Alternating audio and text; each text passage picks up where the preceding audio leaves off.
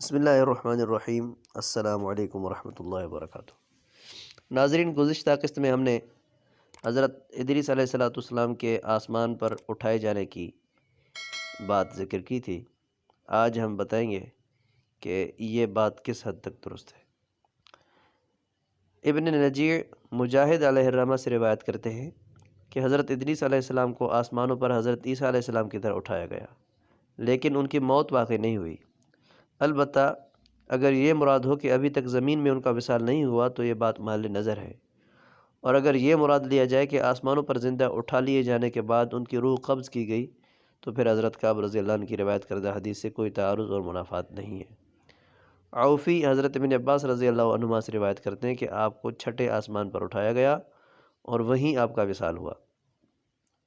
بخاری، مسلم اور مجاہد علیہ الرحمہ کے مطابق آپ علیہ السلام چوتھے آسمان پر ہیں۔ حضرت حسن بصری علیہ الرحمہ فرماتے ہیں آپ جنت میں ہیں۔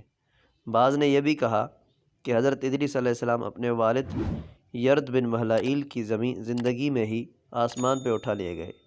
بعض کا گمان یہ بھی ہے کہ حضرت ادریس علیہ السلام حضرت نوح علیہ السلام کے زمانے سے قبل نہیں تھے، بلکہ زمانہ بنی اسرائیل میں ہوئے۔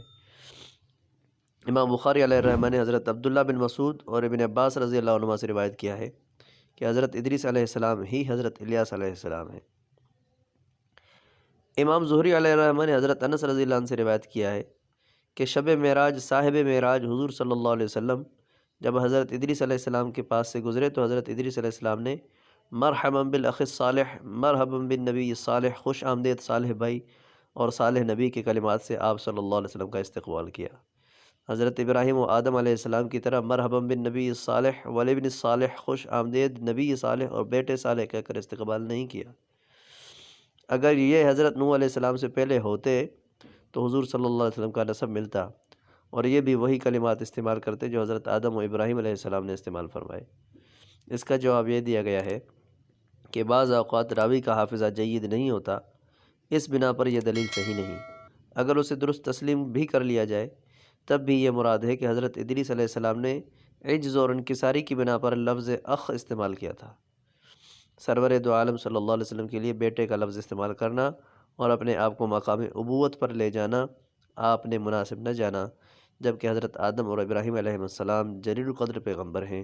سرور دو عالم صلی اللہ علیہ وسلم کے بعد مقام و مرتبے میں تمام انبیاء سے فائق اور برتر ہیں۔ حضرت آدم علیہ السلام ابو البشر اور حضرت ابراہیم خلیل اللہ ہیں، لہذا ان پر قیاس کر کے یہ اشکال پیدا کرنا غیر مناسب ہے۔ یہاں تک حضرت ادریس علیہ السلام کا تذکرہ مکمل ہوا۔ اگلی قسط میں ہم انشاءاللہ حضرت نوح علیہ السلام کا تذکرہ کریں گے۔